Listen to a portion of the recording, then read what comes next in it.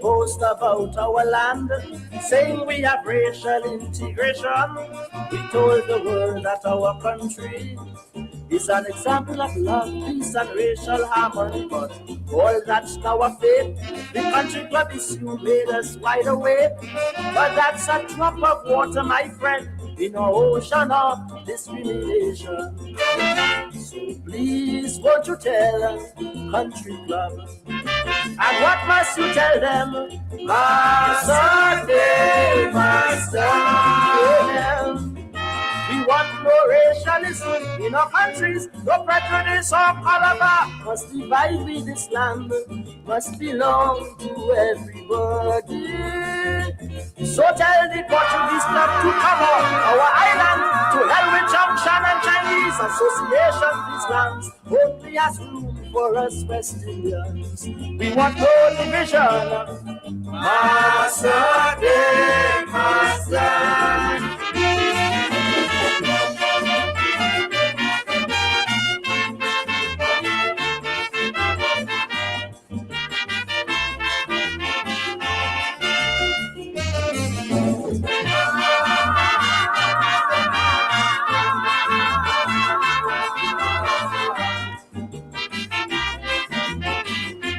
Country club is joke, there are many more. Our banks give us loans based on our color. You get certain lawyers to defend you in court. The color of your skin or prestige is your passport. Massa in hotel, drinking rum and whiskey, and he living swell. And the poor man catching his tail, and if he thief to live, they throw him in jail. So please, won't you tell them Massas? I want to hear you say, Massa, de Massa. Amen. Too much nepotism going on in these islands. Carnival and Christmas, reminding all them Syrian, and they won't spend a penny to help ISO and Steel Band. Won't you tell the Ministry of Education, stop lining up our children in hot sun, waving flag to some Englishman or Canadian? I am making fun. Massa, de Massa.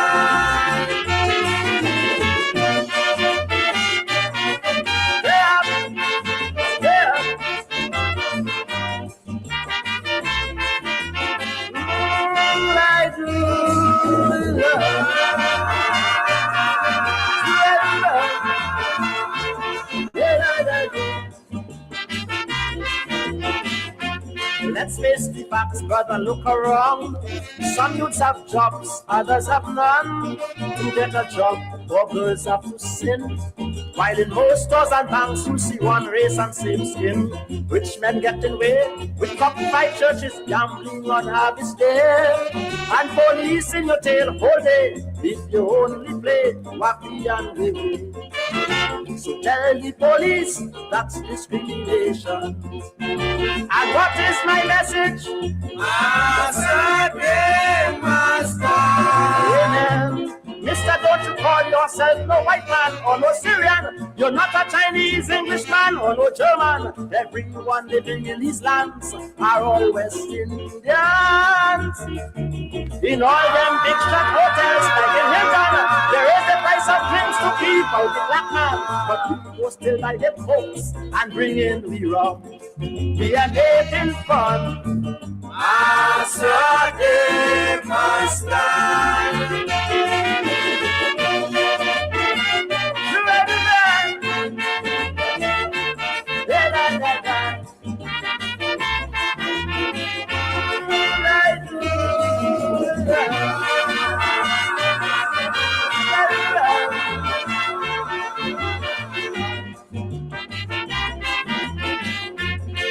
Governments in the Caribbean must now put a stop to all of this sin. It is time to stop Massa. Everyone must be free to live and enjoy rights here. No more exploitation. Have respect for labor unions.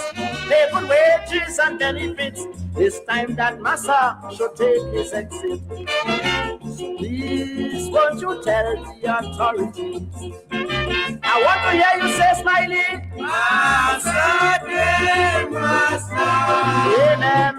And tell newspapers all over the Caribbean to printing comics like Handbrake and Tarzan because they degrading the dignity of the black man. And we in the Caribbean have got to know that we are colonial leaders must follow the revolutionary thinking is to really grow. Let us stay up, son. Fight churches gambling on harvest day, and police in your tail whole day if you only play wacky and wavy. So tell the police that's discrimination. And what is my message? Massa, amen. Mister, don't you call yourself no white man or no Syrian. You're not a Chinese, Englishman or no German. Everyone living in these lands are all West Indians. In all them big shop hotels like in Hilton, there is the price of drinks to keep out the black man. But we go still buy them folks and bring in the rum. We are making fun. Massa, Massa.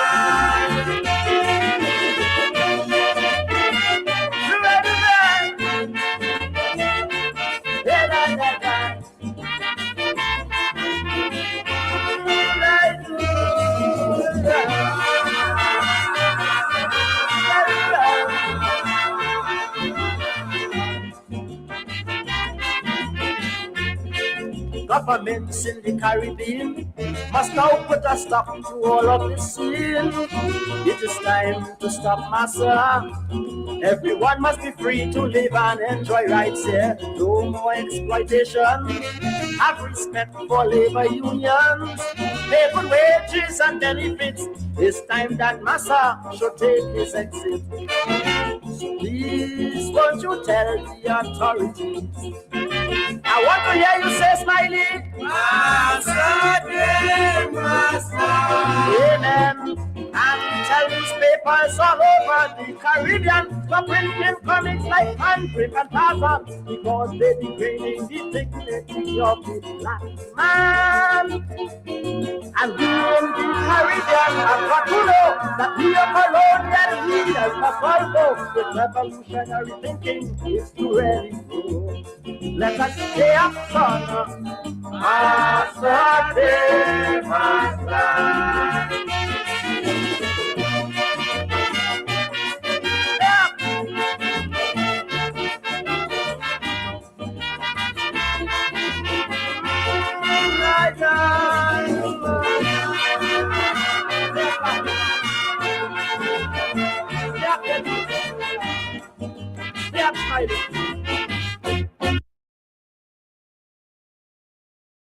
Say it again.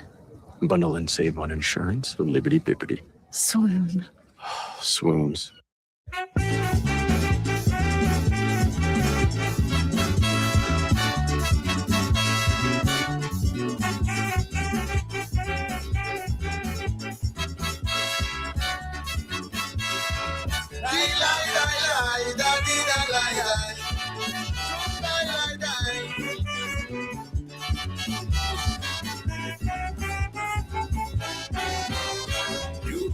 They used that they were free, and slavery has lost its sting. But they're not foolish, they can see you're lying deep. Slavery has not left our doors, not yet, I'm sure.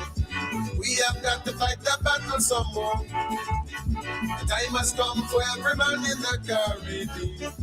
Hold one common destiny, designed to make our people free. We have got to stand up for the rights, to lead the lives we choose, to change and answer to refuse. If you think the battle is done, my brother, and you are riding an illusion, an illusion. You talk of progress, love, and justice, peace, and unity. All illusion. We we have no hold on these our native islands. Our hands are tied, we don't control our actions. From the we forward together in a social endeavor, our goal. Social control, we slave no more, we slave no more. Only then we slave no more. We'll beg no more, we'll stoop no more. Only then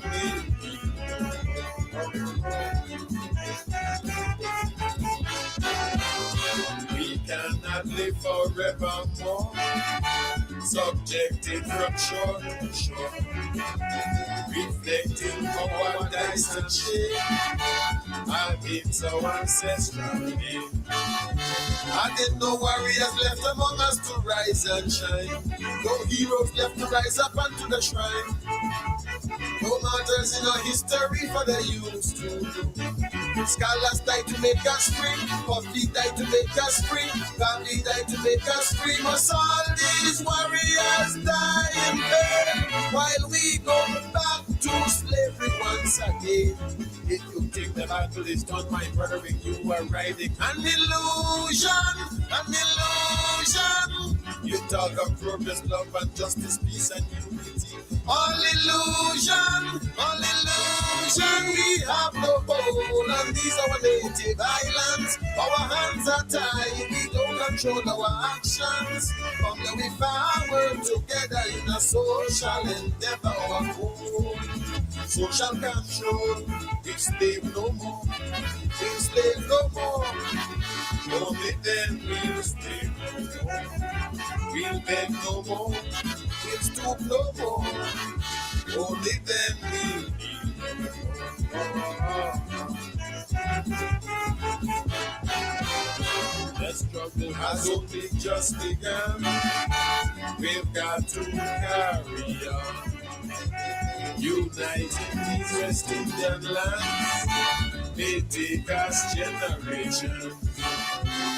But independent in this region don't mean one down. If we can be independent as one, the economic and policies are disheartening. The people's voices are ringing. We are tired of living a life of total subjection. Told what to spend and what to keep. God knows sometimes we ain't even have enough to eat. If you think the battle is done, my brother, if you are riding an illusion, an illusion. You talk of progress, love, and justice, peace, and unity. All illusion, all illusion. We have no hold on these our native islands. Our hands are tied, we don't control our actions. From the we forward together in a social endeavor, our goal. Social control, we slave no more, we slave no more. Only then we slave no more. We'll beg no more, we'll stoop no more.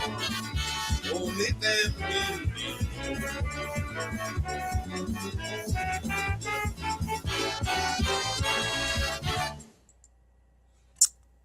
Riding an illusion. Short. Out of Antigua. The man that gave us tourist level and nobody go run me from where we come from. Raising the question of independence. He said, we ride in an illusion. We have no control over these West Indian islands. We ride in an illusion. And before that, shocked us. Dr. Hollis, Liverpool, Massa Day must done. Massa Day must done. Welcome to Politics 101 tonight on a Wednesday night. And we are in the period of independence. It's on the lips of everyone, including the young people.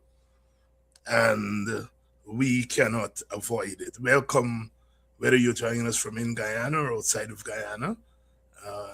Please share the live, share the link, let everyone know that we're on tonight. We're getting there. Are we riding an illusion? Is short, correct. Are we riding an illusion when we talk about independence? Are we riding an illusion? Good evening. We're going to talk this through. The coming days and weeks are going to be painful for someone like myself that comes from one of the traditions of our independence that must pick apart our independence journey and do a critical analysis. You see, when the decolonization period, the 40s, the 30s, the 40s, the 50s, as we get into the 50s and we're getting ready for independence, there were some things that were said. Chuck Duss in his Calypso de Massa was borrowing from Dr. Eric Williams, who took to Woodford Square and made it the University of Woodford Square, and he uttered the battle cry, Massa Day must done. Massa Day must done. And it's one of the sayings in Trinidad. Every Trinidadian, maybe the young people are not so acquainted with it, all of the young people, but if you're Trinidadian, Massa Day must done became a battle cry. Dr. Eric Williams signaling an end to colonialism and saying we are entering into a new era, an era where the days of Massa must come to an end. Massa Day must done. In our Guyana, there were a few sayings. Dr. Chetty Jagan came back and said, workers of the world unite. You have nothing to lose but your chains. Signaling a Marxist, socialist tendency in our modern politics. It was that battle cry, workers of the world unite, you have nothing to lose but your chains, that would ignite the early PPP. And then as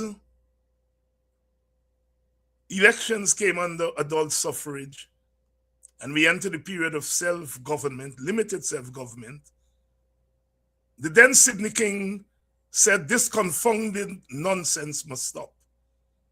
This confounded nonsense must stop. A battle cry that, like Eric Williams in Trinidad, who say Massa Day must done, Sidney King was saying, this colonial nonsense must stop.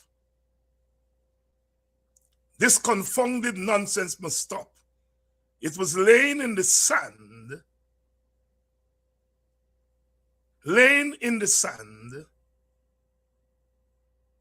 a blueprint for our independence. What he, Sidney King, thought he was hearing from the people, that this confounded nonsense must stop. He was using the people's language, but he was making a fundamental point that colonialism is gone, is going, and a new day is coming. And the colonials must yield to an independent Guyana.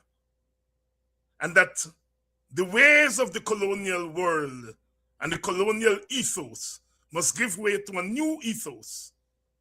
This confounded nonsense must stop. And that political saying has lived through the years. 70 years later, people of certain generations, remember, the young people are now catching on to it.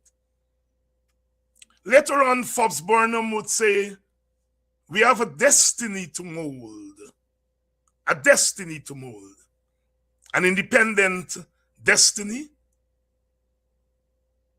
a destiny to mold. The destiny of independence, as I've explained many times, must mean freedom. It's interesting that in today's Guyana, something is happening that people may not take notice of. Donald Ramotar is doing his best to keep Cheddi Jagan's view of the world and his contributions to Guyana's independence alive. He's perhaps singular in that. Roy sometimes, but Ramotar more. Jagan's party has moved on from Jagan. Workers of the world unite. You have nothing to lose but your chains. Workers' solidarity, socialism, Marxism. The present PPP has moved on from Jagan. And Ramotar is trying to keep Jagan alive in the consciousness of his supporters and the wider country.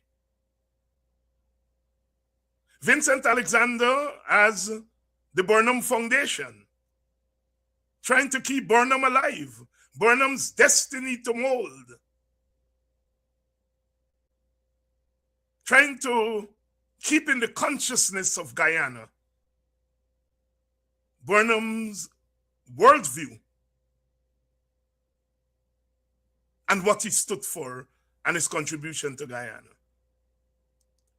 And in a humble way, perhaps not in as grand as the other two, I have dedicated myself to keeping the legacy of Iyusi Kwayana alive. The three of them are what I call the early pioneers and architects of our independence. Jagan's workers of the world, unite, you have nothing to lose but your chains. Kwayana's this confounded nonsense must stop. Burnham's destiny to mold. They represent three pillars of our independence. Three pillars of our independence. Jagan calling for working class unity.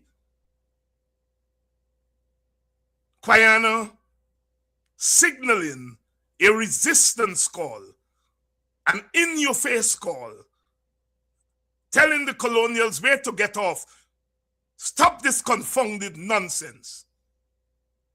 And Burnham later on, a destiny to mold, grappling with the reality of governing an independent Guyana. And when you take those three pillars and you put them to Guyana, you get a sense of what the early pioneers envisage our independence to be. Please hear me out tonight.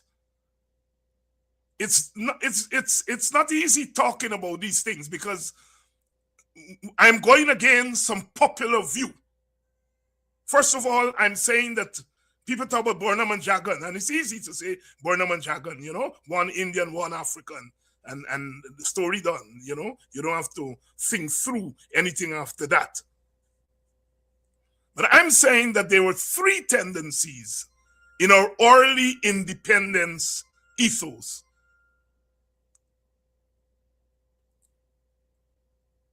And they were represented by Burnham, Jagan, and Kwayana. When we talk about Burnham and Jagan, we divide our country into binary. And we don't leave any space for independence, independent thought. That is what Kwayana was saying. He was saying to the white man, get off. Is it surprising that as we navigate our oil and gas today, there is a tendency, there is a view in Guyana that is saying to Exxon and the white people, get off, this confounded nonsense must stop. It is the Kwayana ethos.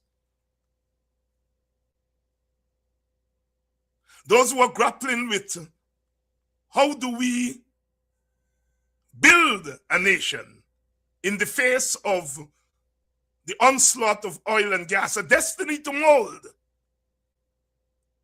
And there's still some of us who are saying that the workers of Guyana must unite across racial lines and ideological lines.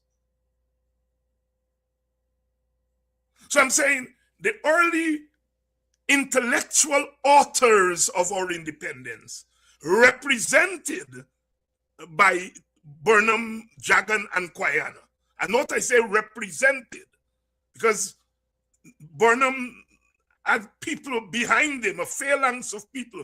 Jagan had people behind him. Quayana had people behind him.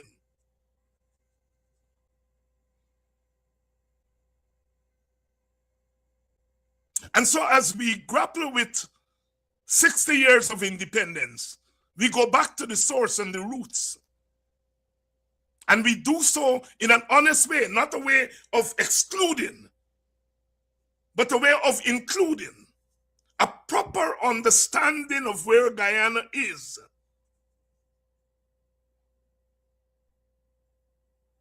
Means that we must reach for the strands of our independence in order to understand our independence. Many of you were surprised to know that the person who coined the term the Cooperative Republic was Quayana.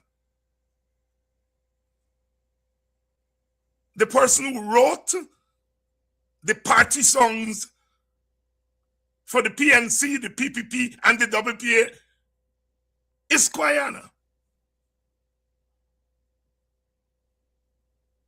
The person under the PNC who was in charge of land reform, who contributed to the coming into being of the Cooperative Bank, is Quayana. The person who led the Black Power Revolution in Guyana is Quayana.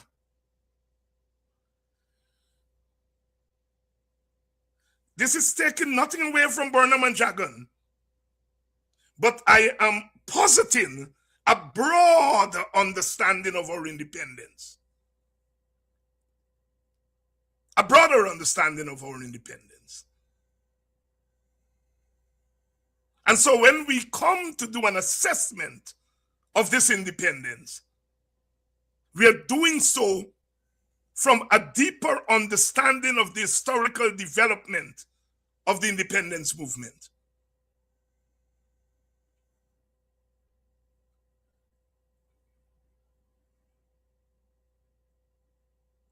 This confounded nonsense must stop. Workers of the world, unite. You have nothing to lose but your chains. We have a destiny to mold. One of the problems of our independence in Guyana, one of the failures of our independence, is that we instinctively exclude rather than include. All three of those brothers sat at the table in 1953. A golden year in the annals of our history. Burnham, as chairman of the party,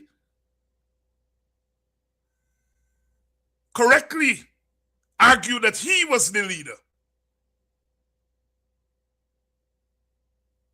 Jagan, as the legislative representative, argued that he was the leader.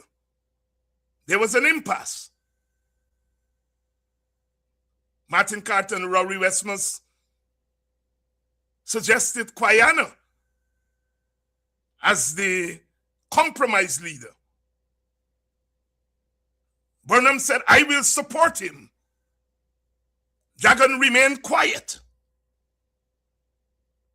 Quayana, in his modest way, Sidney Kingdon, said he would not accept if one of the major leaders did not agree, because he did not want to be seen to be taking away the leadership from an East Indian. The rest is history. Sidney King could have been the first premier of Guyana instead of Jagan, had he been more bullish. We have to understand our history, because sometimes we think the history is a straight line. And because of the way in which our independence has developed, those who are Burnhamites and those who are Jaganites digging their heels, understandably so. And therefore lose sight of the broader independence ethos.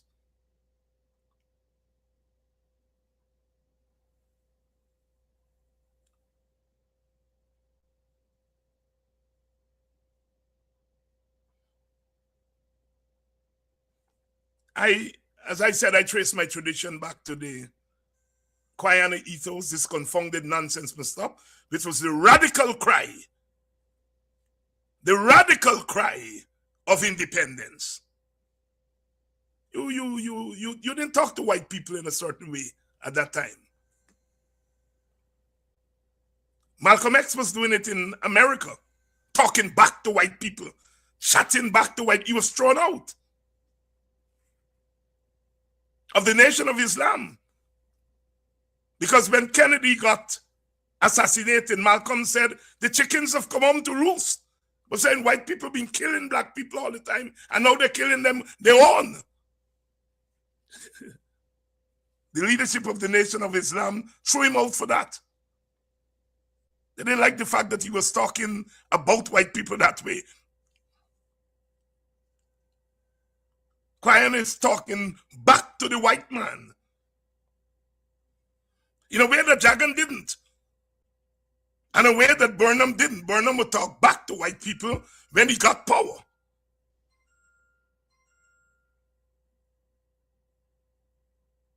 And so the resistance tradition in our independence can be traced right back to that statement made by AUC Guyana. A destiny to mold the status, because Burnham is now governing and is laying out a status view of independence. We have to mold the nation. Jagan, of course, coming back to Guyana in the 40s, steeped in communism and communist literature, was echoing Karl Marx, who in the 1840s, in the Communist Manifesto of 1848, said, workers of the world, unite. You have nothing to lose but your chains.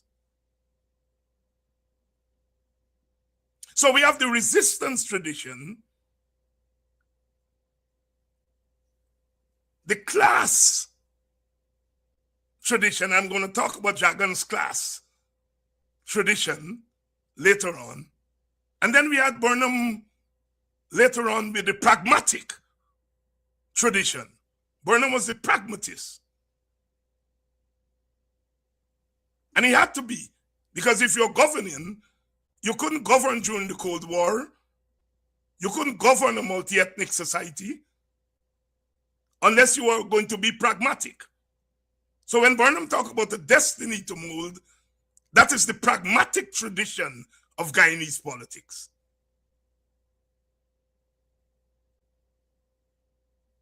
You see, I'm wanting us to understand why we are where we are today and why we have survived 60 years, but why we have messed up in 60 years. I heard young Dexter Todd last night doing his first podcast, and he went somewhere that others who were closely aligned with the PNC would not go. He argued that the people who are leaving the PNC, he was making reference to the recent group that left. He argued that these were people, if they were steeped in the ideology of the parties, the ideology of the PNC, the ideology of the PPP, would examine their action. And I think implied in his argument was that political activists, for the most part today, are not guided by ideology, but they're guided by a transactional understanding of politics. Because if you were to ask them, what is the founding ideology of the PNC, they wouldn't be able to tell you. What is the founding ideology of the PPP? Well, those in the PPP is a lost cause. They've moved on. They now embrace a transactional, I don't want to call it capitalism, but a transactional kind of bastardized capitalism, because it's not even classical capitalism.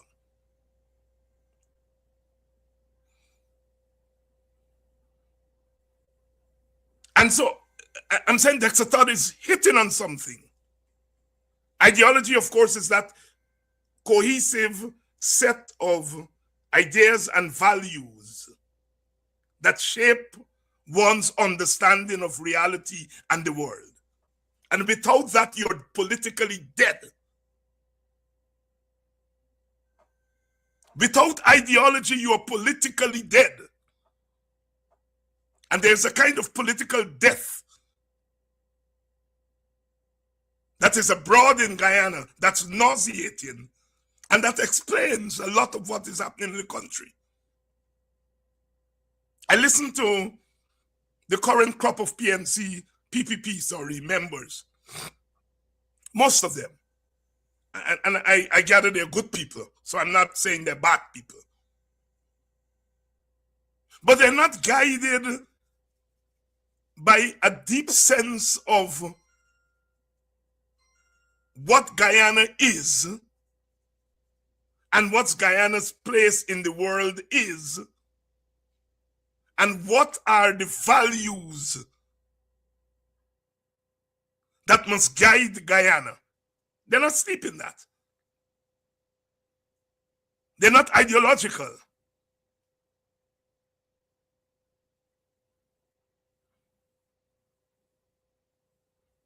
And so we have new generations that are coming on the political scene devoid of ideology. You listen to them and you can't tell what is their understanding of the world that we live in. What are the values that are driving their participation in politics? You know, someone leaves a PNC and goes to a PPP. And they tell you, well, you know, I feel comfortable in the PPP. What's that? What? I can go in the PPP and I have friends there, and I will feel comfortable being among my friends in the PPP.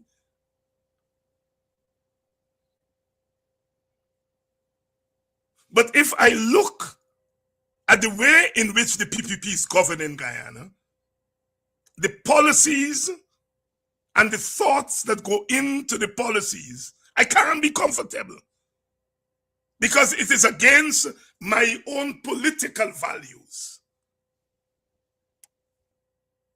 So when people tell you I'm comfortable in the PPP, they're not talking about ideology and political values. They're not. They're talking I'm comfortable because I'll get a $10 million contract. I'll be rich tomorrow.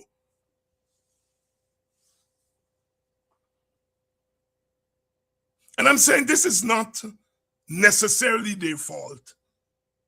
It is the way Guyana has developed in the last 30, 40 years.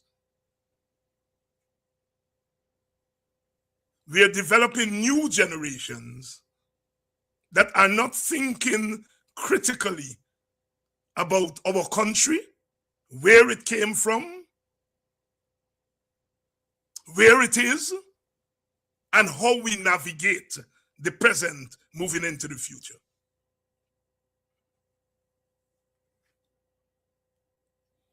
And we have suffered as a country because we have not been able to utilize the best in us, because we are not reaching for the best in us.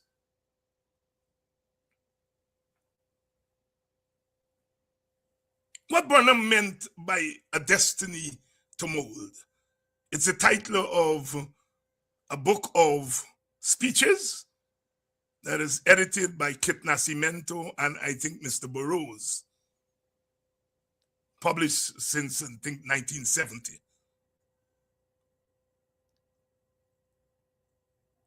Do young Guyanese, do young PNC members pick up that book and study it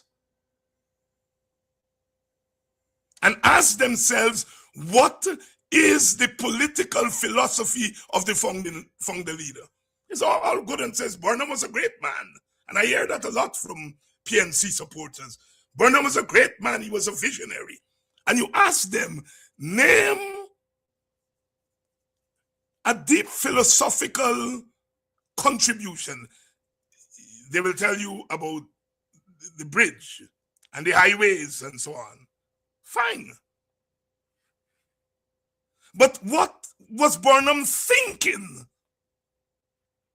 These bridges and highways arose out of a particular thought, a particular view of what Guyana ought to be, a particular view of our independence. The PPP is building bridges too. They're building roads, more bridges and roads than Burnham, because they got more money. But I'm arguing that the thought that drove Burnham to do national service, to do bridges and roads, was different from the thought that is driving the PPP to do bridges and roads. And I'm being a teacher tonight. So I'm saying to my PNC comrades, because we are comrades now, it's easy to talk about the roads that Burnham did and things, but we have to go deeper than that. What motivated him? What was his thought process? Because, like I said, these are building roads too.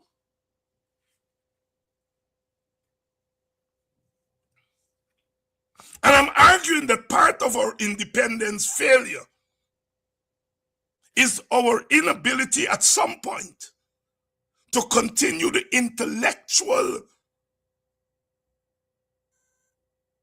development of our people. And I'm not saying academic. I'm making a distinction between those of us academics who write books and teach at university and intellectual, which is about generating ideas and thoughts. An academic could be an intellectual. There are academics who are not intellectuals. And there are intellectuals who are not academics.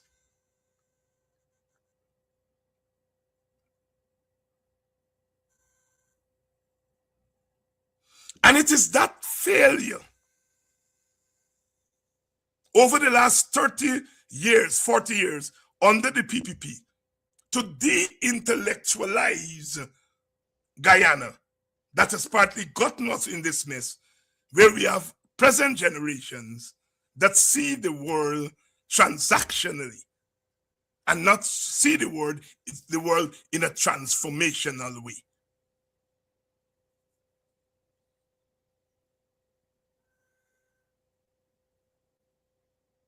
When somebody's telling me, and I hear some men who should know better, telling me that Irfan Ali is a transformational leader. They either don't understand the meaning of transformation or they are dishonest. Irfan Ali is, God bless the young man, he is thrown into the deep and he is managing to stay afloat. There's nothing transformational about Irfan Ali. Irfan Ali is not grounded in any ideological strain. The ideological strain that made Irfan Ali, he has ditched it. And so the brother is rudderless. And somebody's telling me that he is some transformational, transforming what? From what to what? And again, I don't mean to be unkind to Orphan, but Orphan belongs to a generation that has been cheated by the PPP.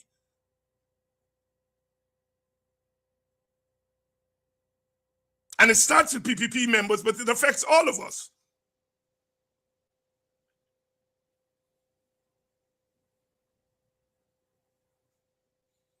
And so we are here at independence.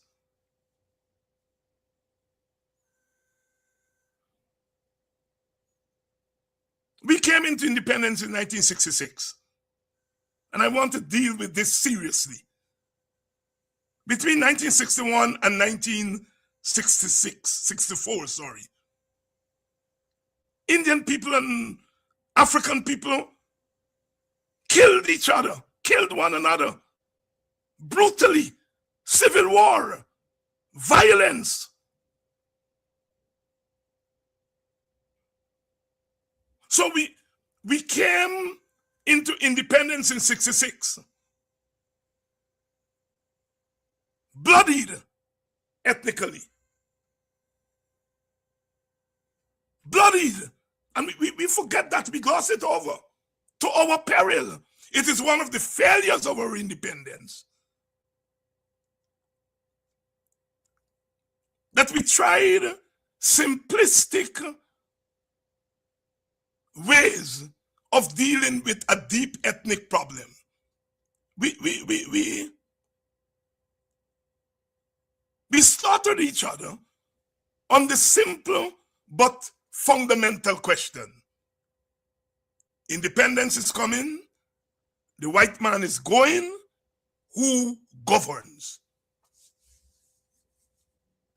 You see, when we were fighting colonialism, the question was not who governs.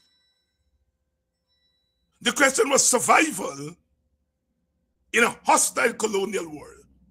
And so Africans and Indians found ways of confronting the common enemy, the colonizer.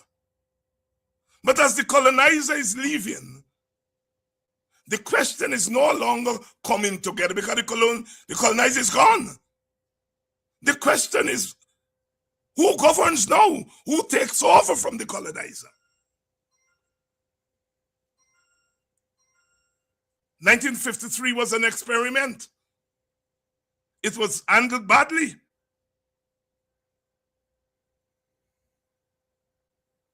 My elder Kwayana suggested to the two major leaders in 1953 that they should contest enough seats not to win the election, but to get representation in the National Assembly.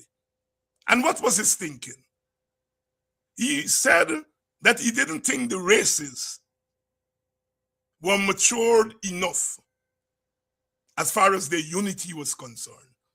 And that if you try to win, then the two races will fight over the spoils of office. And so he suggested to Burnham and Jagan that maybe they should not try to win.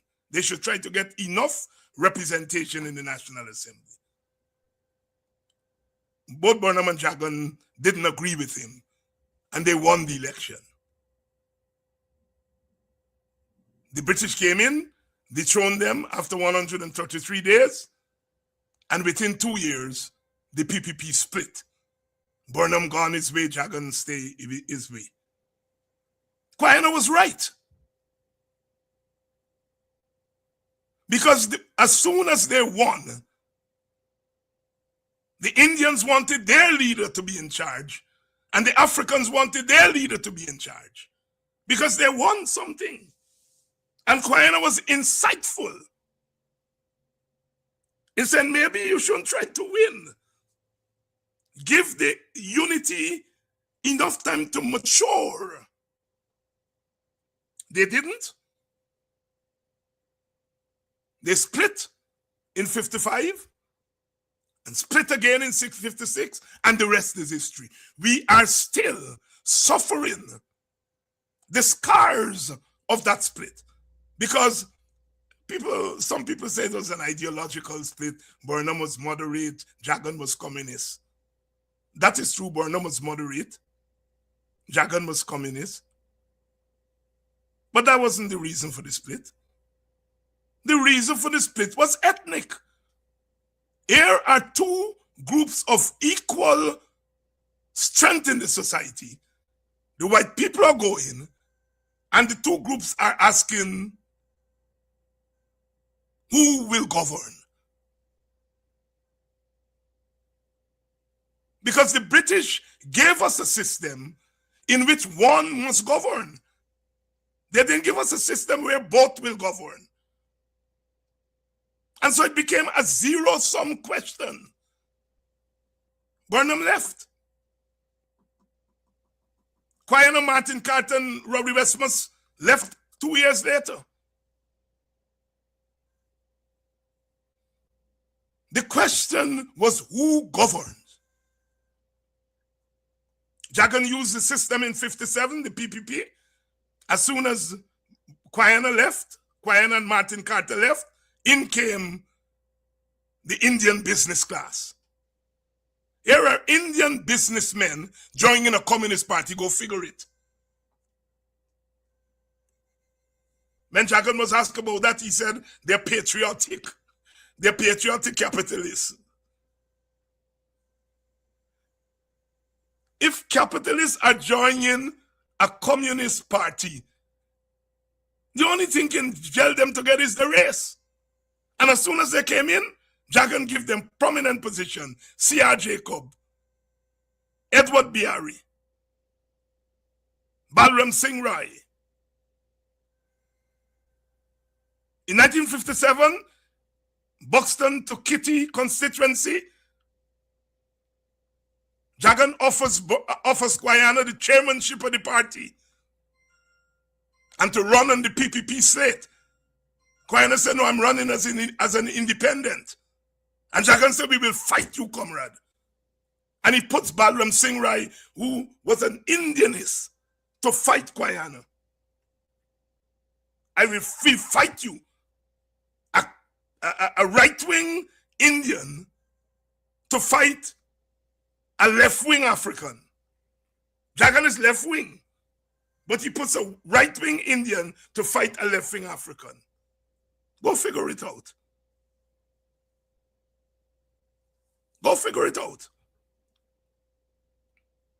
57, PPP win using the system. In 61,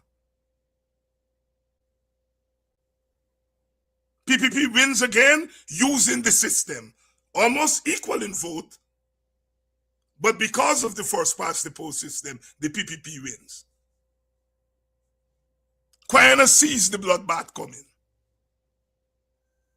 He says Indians don't want to be ruled by Africans. Africans don't want to be ruled by Indians. Let us have a joint system. A joint premiership where Jagan and Burnham are co-premiers. Jagan said no, Burnham said no. The PNC threw Quayana out of the party. Actually, he would later go to the mall and say if the PNC put a crapo vote for it, although they throw him out.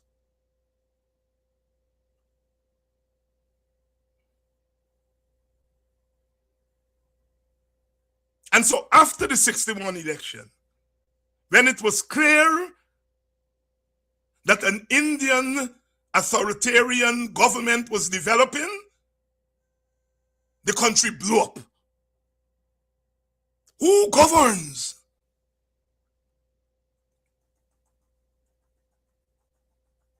In 1961, Quayana is saying joint premiership. In 2026, 65 years later, the Carter Center is saying winner take all politics must go. And we must have a joint government.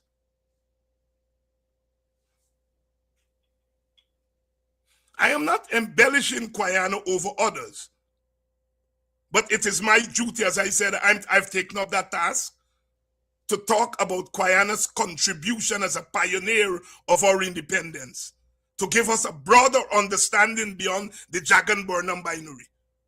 And at some point, I hope that Donald Ramatar and Vincent Alexander and myself can sit down and talk about these three pioneers as brothers to give our country a broader understanding of the thought processes that went into our independence.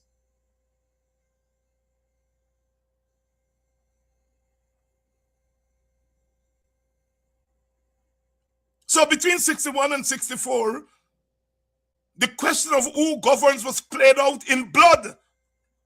In blood. Indians can tell stories of African brutality, and African can tell stories of Indian brutality. Guyana will later on proffer the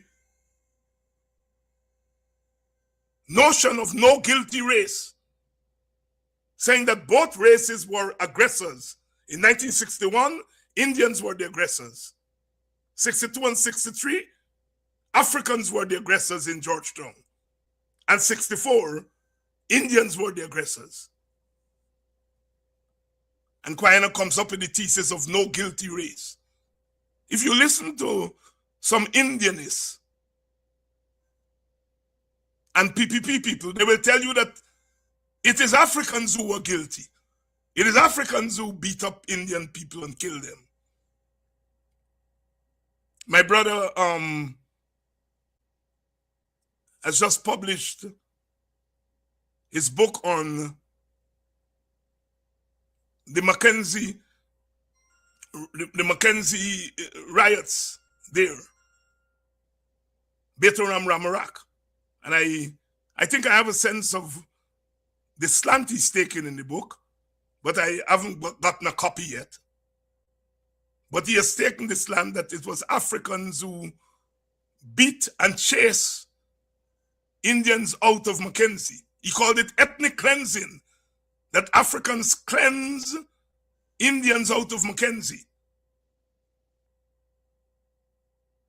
He doesn't take into consideration that the African reaction was a reaction to Son Chapman, in which Africans were blown up in a launch. See, it's the way in which we silence one part of the story to make one race look guilty. And my elder Guyana says no guilty race because both races were aggressors. I was just in Linden there a couple of weeks ago, Christiansburg, and some of the people were telling me that people are still alive who, during that episode, they sheltered Indian people. They put them up in their homes so that they will not be assaulted. Those stories are not being told. But the fact of the matter is that we entered independence as a fractured, bloodied polity. The Amerindians were there in the interior, and so they were not part of the coastal story between Indians and Africans. Amerindians in 1968, 69, some of them would seek to secede to Venezuela, which means that some of them didn't want to be part of Guyana. And this is how we went into independence, and we gloss it over. As if we went into independence holding hands, singing Kumbaya. No, we did not. And one of the, if not the most important task of independence was to heal those wounds. And to heal those wounds, you had to go to the question of who governs. You had to settle that question. We came into independence with a PNC UF government, black people and Portuguese people. And we can say the Amerindians who were then represented by the UF. We could have said that they were part of that governance structure. But Indians didn't want the PNCUF government. They didn't. And they made sure that that government didn't work. They undermined it at the level of the economy. They undermined it at the level of politics.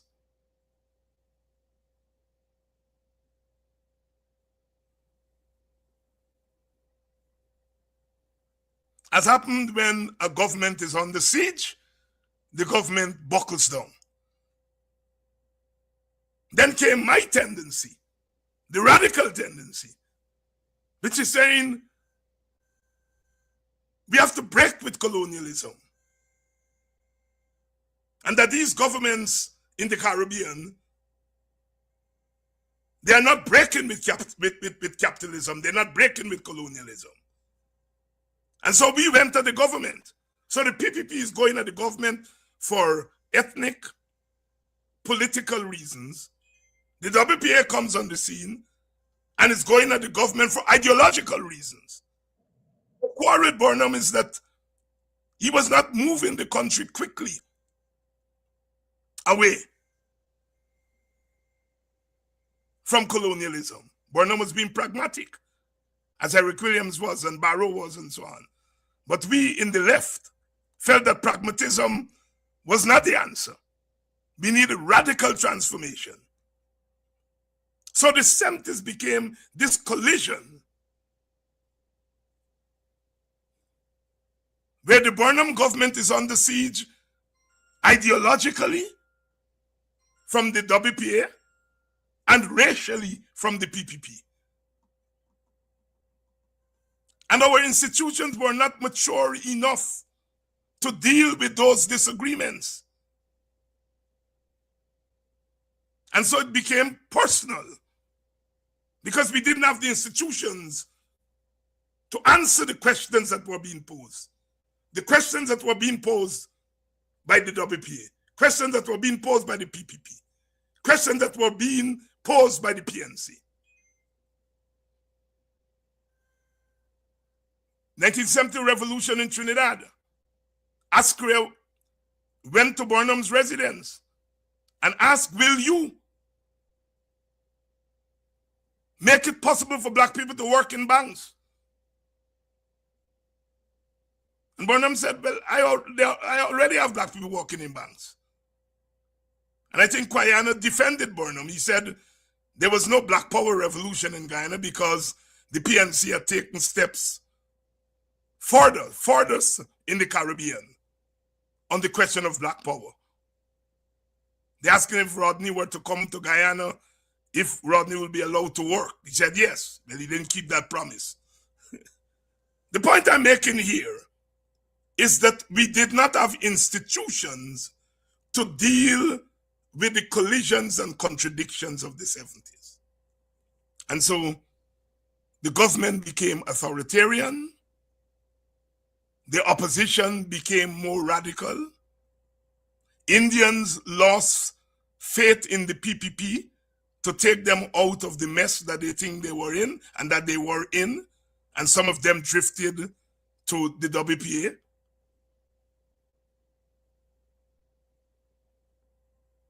The more radical sections of the African population would drift to the WPA, including members of the army and so on and so forth. And like in the colonial world, the post-colonial world, the contradictions of the 70s are still not yet discussed in a real serious way. Some people say, you know, the WPA was wrong to oppose a black man and to throw him out of office. I am prepared to listen to that argument because there is some validity in it. Some people say whatever Rodney would have done, as a black man, a black leader should not have given the green light to kill him. In fact, the green light should have been, do not kill him. We used to laugh on the streets because sometimes the rest of the WPA leadership would be beaten up and they wouldn't touch Guyana. And we used to say, well, Burnham gave the orders not to touch Guyana. The thing is that those who were doing the beating up didn't need Burnham to tell them don't touch Guyana. Those who were doing the beat up thought that Guyana had good obia, good spirit punny, and they felt that Burnham would not have agreed with it. So they never used to beat up Guyana. And so sometimes followers do things that they expect leaders would want them to do.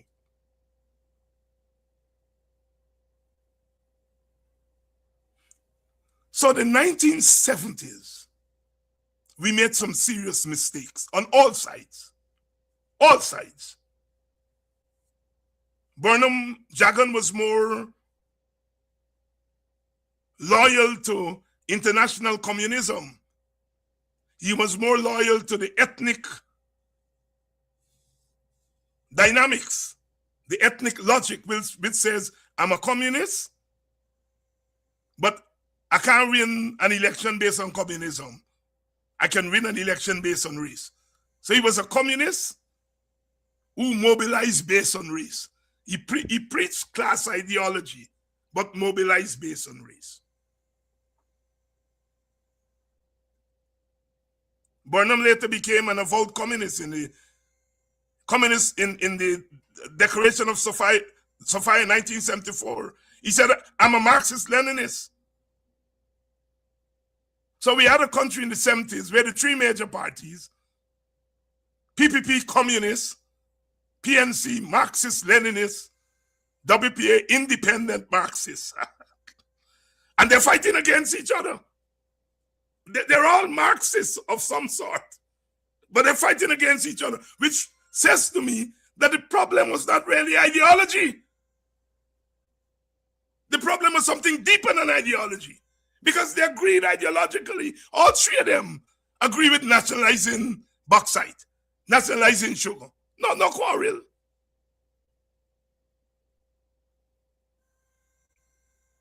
My only time where I was in any gathering with the PNC, the PPP, and WPA was in 1983 when the Americans invaded Grenada and the PPP, PNC, and WPA were in front of the American embassy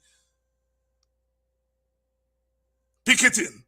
My only time when I saw all three of the parties together, agreeing on something. We have to know the truth of our independence. We have to know the truth of our leaders. And God bless Ramatar for what he's doing to keep Jagan view alive. God bless Vincent for keeping Burnham contribution alive. And I hope God bless me for keeping Guyana's contribution alive.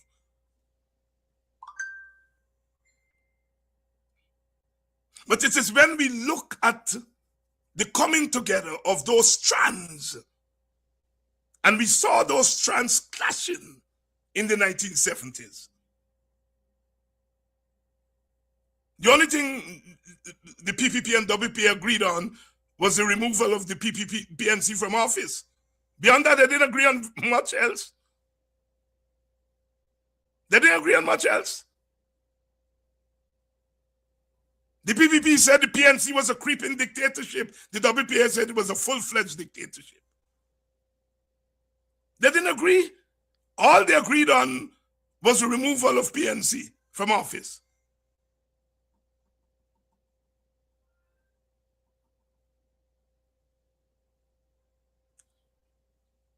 All three of them, I am arguing, some one more than the other, or two more than the other, but all of them made the error of substituting class and nationalism for the racial divide. The WP had a better grasp of the racial divide because that's what brought it into being as a party. But I think at some point we felt that we had overcome race and that Africans and Indians were united, and we were going to have this ideal country.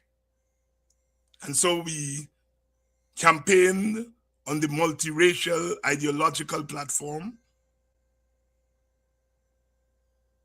because Indians felt that Jagan was not going to be able to remove the PPP, and some of them went over to the PNC, led by Chandy Singh, etc. And some came to the WPA. The PPP was weakened. There's always been that radical strand in the African community. And this goes right back to slavery. So you had places like Linden and Buxton and South Georgetown, some of the African villages on the East Coast and West Bobbies, where Africans turned their backs on the PNC. But once election came back in 1992, the Indians went back to the PPP and the Africans went back to the PNC. The WPA was weakened. Those who are trying to deal with the wind phenomenon today must read this history. They must read this history. Those who are crying that the PNC is dead and the PNC must do this and must read this history. They're called dead on the PPP because Indians felt that the PPP couldn't remove the PNC, and so they went to the WPA. Africans today feel that the PNC can't remove the PPP, and they're going to vote for win. You have to read history.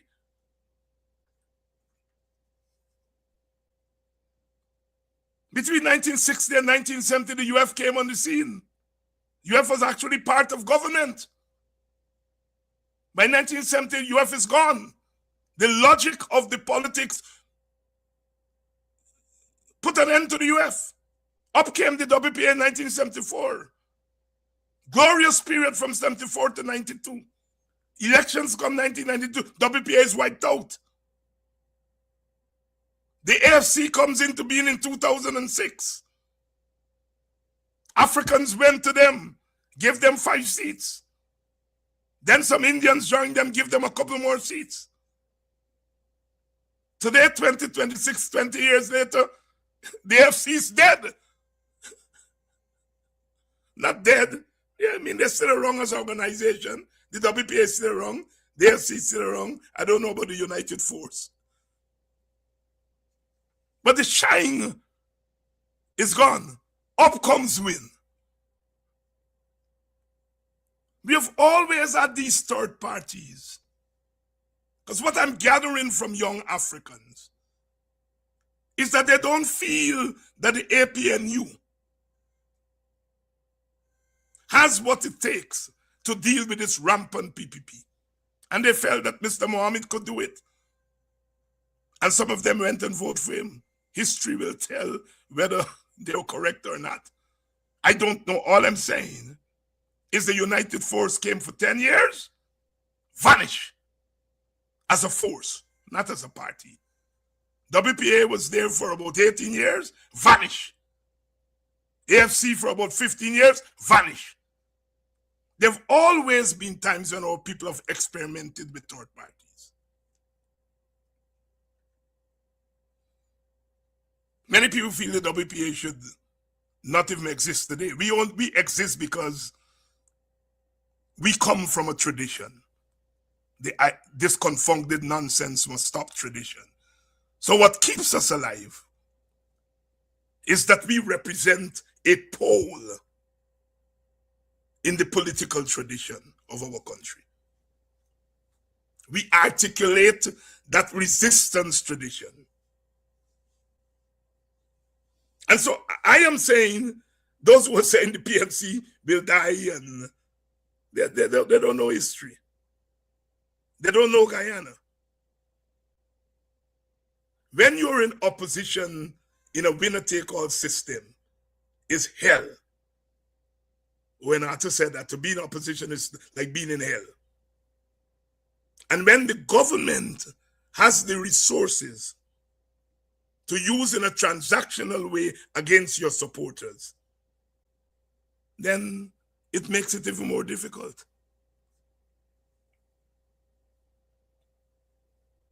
But once the system settles down again, as it did in 1992, Carter came, the PNC decided, well, we're done with chicanery. The world has changed. We have to go to open elections.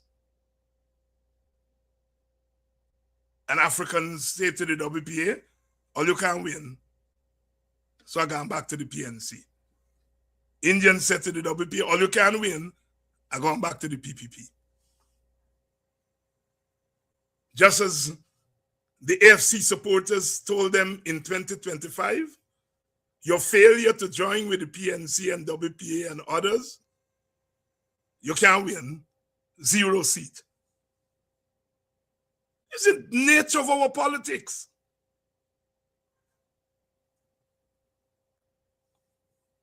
The nature of our politics. Read your political history.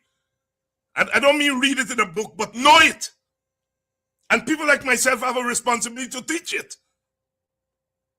I may be a little bit biased sometimes in my analysis, but my facts, I hope, are consistent. My analysis of the facts may be biased, and I make allowance of that, but the facts are the facts.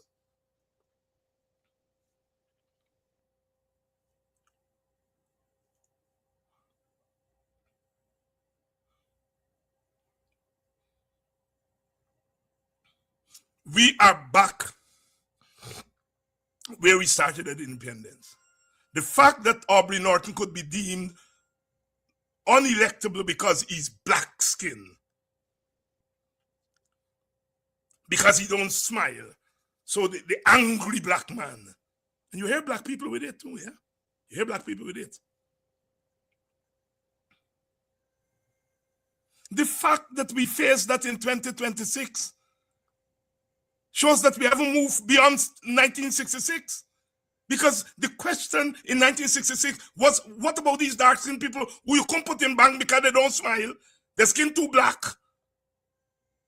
And in 2026, we are delegitimizing a political leader because of his black skin, because of his poor black roots, because he don't smile. And we are saying that we have advanced in independence?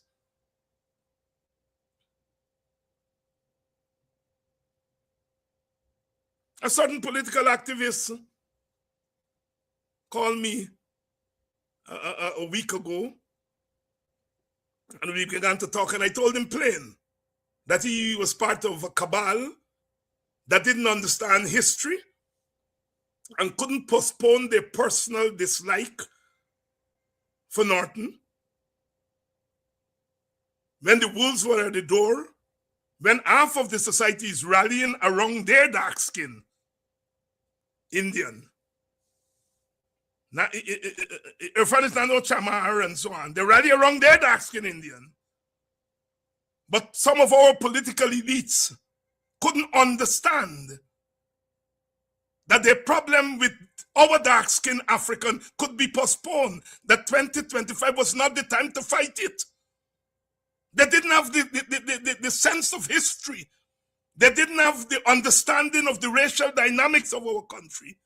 They didn't understand the unfinished question of who governs that is still there. Indians has a better sense of it, the Indian leadership. And they rallied around their dark-skinned Indian who don't smile.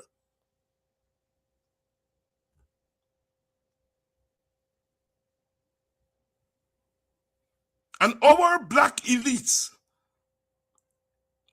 didn't understand the moment. You know, if you don't like a man because of his leadership style, you don't like a man because he don't smile or whatever it is, you know, those things are neither here nor there for me. But you had to have the presence of mind to understand that you're at a critical moment where this country is awash with money, and it will determine who owns Guyana in the next 50 years. And you were prepared to gamble it away because a man was too black, you didn't like his leadership style, and all the nonsense that were proffered.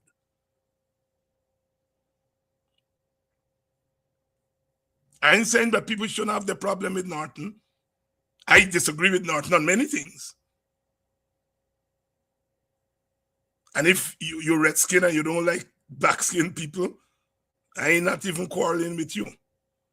But when you're going to make a fundamental decision about who governs based on those things, then you have retrogressed as a group.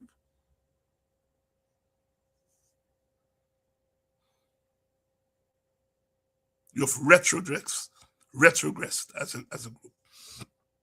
And you don't have an understanding of your own independence. Because you have gambled. I noticed my sister.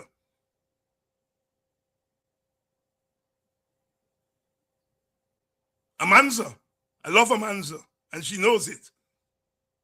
But I noticed she's saying that Parliament hasn't met for 90-odd days. And I have to say, I give you my solidarity, sister, but you must know that the logic of what happened at the election in 2025, that logic has taken us to a point where we have a government that's not calling Parliament. And you know why they're not calling Parliament. They're not calling Parliament because some of us encourage black people to split their vote. And the splitting of the vote means that the PPP archenemy is now the leader of the opposition. And the PPP using his power to punish all of we.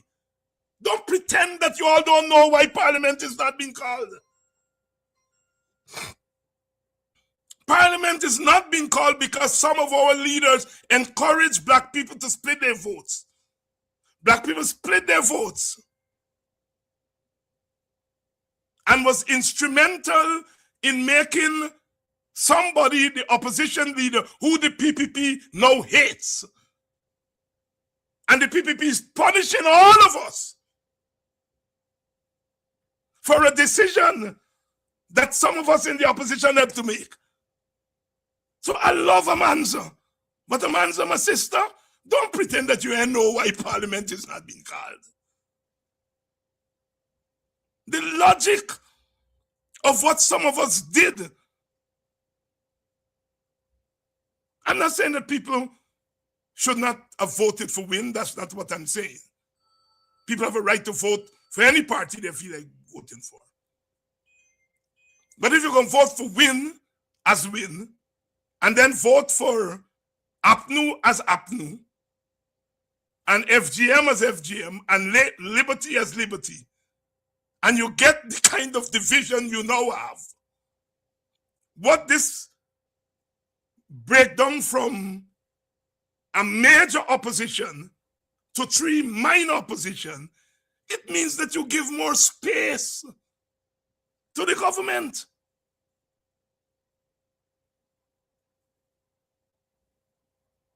Including using its power not to call Parliament. So, yes, protest.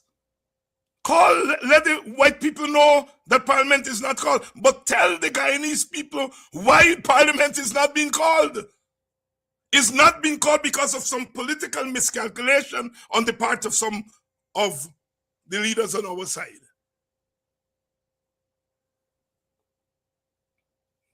That's the origin of it. And that's why I'm saying these conversations are painful for me, because I can't go along with the status quo. I can't. This confounded nonsense must stop, leaves me to make this kind of analysis. That yes, the PPP is governing in a brutal way, but this idea that we were going to create a minority government, if we split up African votes and hope that some Indians will come along and some Amerindians will come along, it backfired. It backfired. And we must say that. Amanza must say that. To not say that is not to be as open as you ought to be. The problem is the divided opposition. The PPP squeezing as it in balls. And in squeezing his balls, they're squeezing all of us balls. Don't pretend that we don't know that.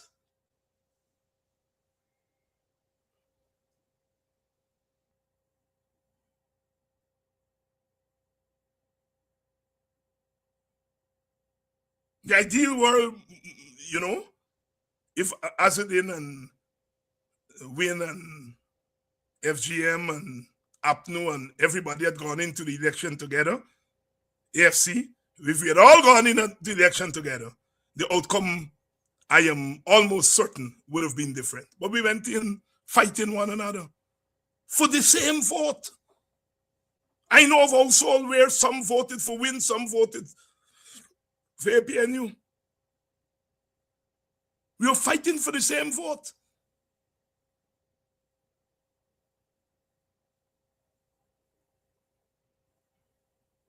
And the outcome is that the PPP gets stronger. Jack Yo says, we have a majority of 7. You don't have no majority of 7.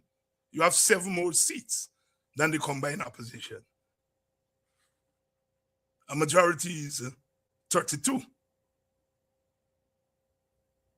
33 is a majority.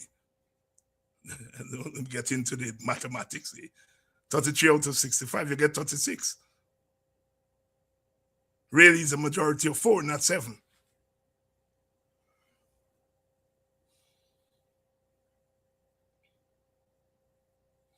Our independence we made some errors. We look at perhaps the most racialized society in the world. I have had a chance to travel the Caribbean. I've had a chance to study societies like Guyana. And Guyana is among the most racially divided countries in the world. Yet we use every other tool to analyze Guyana except race. Except race. Major error. Major error. Burnham tried to use the state to bring the races together. Genuine, he tried. I think after a time he gave up. The PPP never tried. When they came back to office, they decided we're not going down that road of bringing no race together. We are going to go for Indian supremacy. And that is why they Holland, David Hines, and people like me, when we talk about race, they don't want us to talk about race, because when we talk about race, we're skinning them up. Because they're using race, but they're calling it something else. But it's race. And then they get African people to say, well, it's not about race. It's not about race. It's about something else. So when we go to vote, we're not thinking about our racial survival. When we go to vote, we are remembering that is black people, children who gonna get gunned down by these people we put in, we vote for, some of them.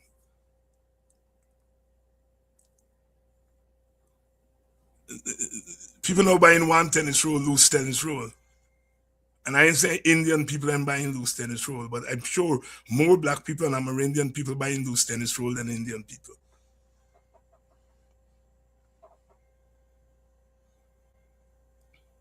It's not that all Indian people are rich, but because the Indian party controls the state, it makes sure that more crumbs go to Indian working people than African and Amerindian working people.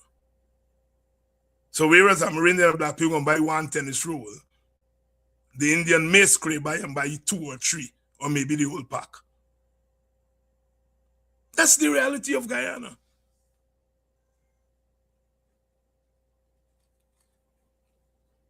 But Africans have voted, some Africans have voted for an Indian leader. An Indian leader who never, since the elections are over, ever uttered the word African, ever went out there and says, I am fighting for African people. Never, never. And he wouldn't. Why should he? He got free votes. He never promised African people that I go and fight for you all. Never.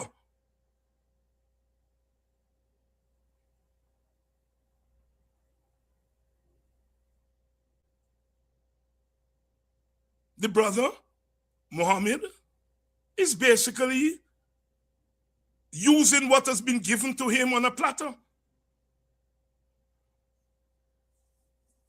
Can't vex with the man. People still meeting me and say, Dr. Hines, you know, when black people going to stop suffering, and some of them vote for me team. But they can't go to the win that some of them vote for and ask win to fight for black people suffering. They can't. And they know that. They know that.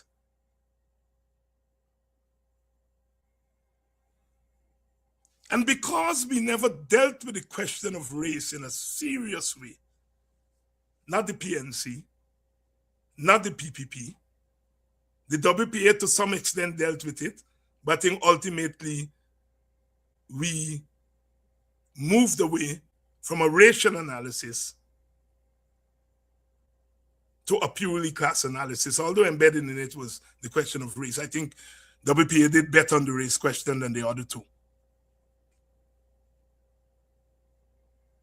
And so because we didn't give our nation a popular understanding of the notion of race and how it determines what happens in Guyana, then we paid for it at the 2025 election. APNU paid for it. The PPP is much more clever at dealing with race because the PPP, the Indians have institutions that are grounded in race. The Hindu temples and so on, where the whole question of caste and so on, Indian history and the remnants of caste give Indians a sharper sense of race. And so they don't necessarily have to depend on the political party to teach them about racial dynamics. They have a better sense of race and racial solidarity than Africans.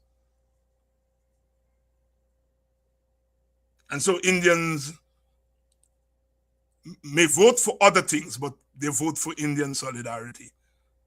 Africans, a good portion of us, were prepared not to vote for racial solidarity. So we voted for transaction, but we want racial solidarity at the end of the election. That's the mess we found ourselves in. And I don't blame the voters. Voters deal with what is before them. They deal with what is before them.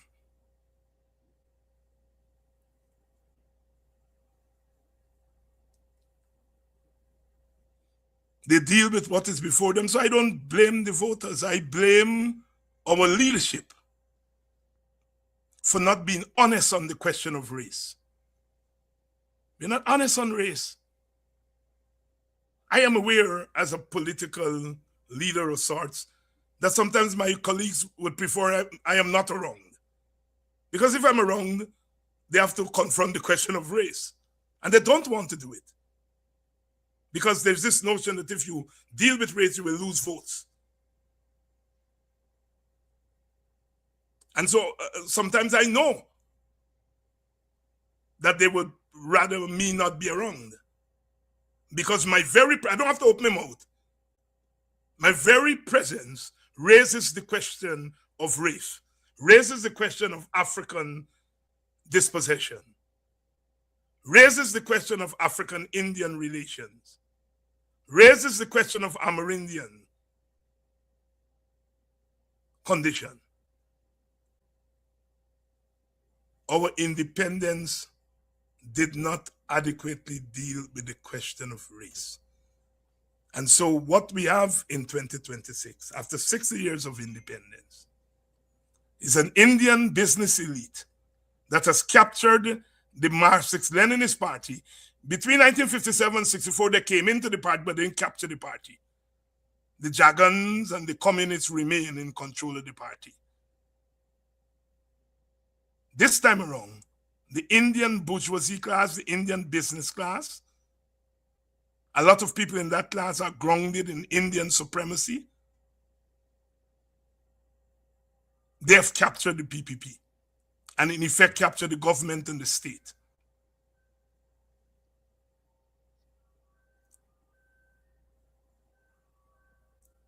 And they're using the government and the state as leverage to give the impression that people love them.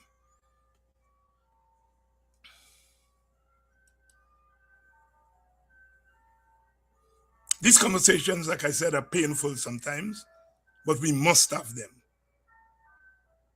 We must have them because we have to level, we have to recognize our mistakes. I think between 2015 and 2020, the coalition government, which I think of all the post-independence government, that government had the best opportunity to make a breakthrough on the question of race and governance.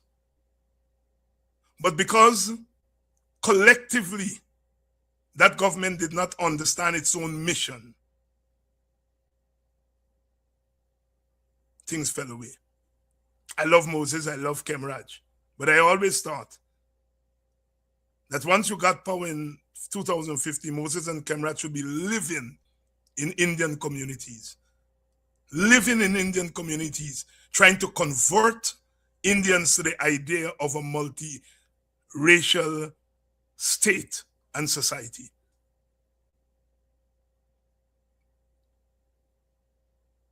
That Africans needed to live in the African communities to convince Africans that the time has come where equality and equity could be real for them. But we didn't. We treated the whole nation as one nation. We didn't understand that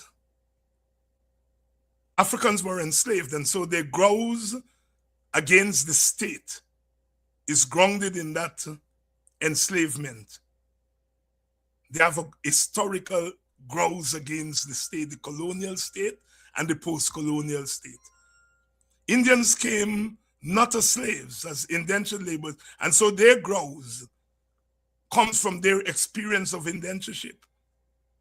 Amerindians faced genocide, but for the most part, they were confined to the bush, the interior. And so their growth with the state is different. You see how Amerindians dealt with the state? They wanted to secede. Go away.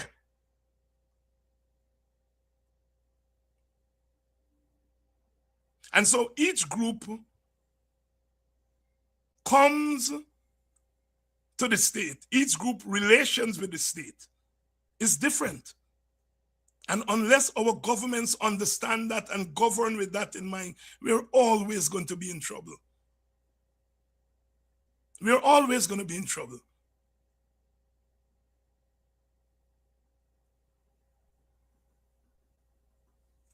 Independence at 60. We are keeping on. As I've said, never forget one thing. And that is that we have survived. Whatever else, well, despite all the challenges, we have survived. Remember where I start. Workers of the world, unite. You have nothing to lose but your chains. Chedi Jagan. This confounded nonsense must stop. Kwayana. We have a destiny to mold, Burnham. You put those three worldviews together, and you have a sense of where our independence started. I love you all, as always, and we got to keep doing this because a brighter day is inevitable.